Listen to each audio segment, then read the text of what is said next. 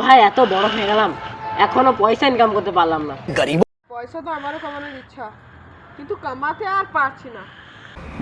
ভাই তুই কিছু বল। হ্যাঁ হ্যাঁ, কিন্তু কামাবি কি করে? আইডিয়া, ভিডিও বানাতে হবে।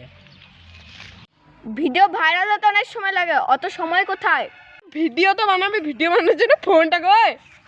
সেটাই তো। ও তোরা চিন্তা করিস না, আমার কাছে একটা 50 বছর পুরনো একটা ফোন আছে।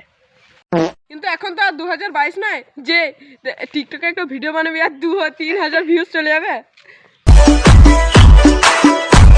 সেটাই তো আইডিয়া, টাইম মেশিন বানাতে হবে।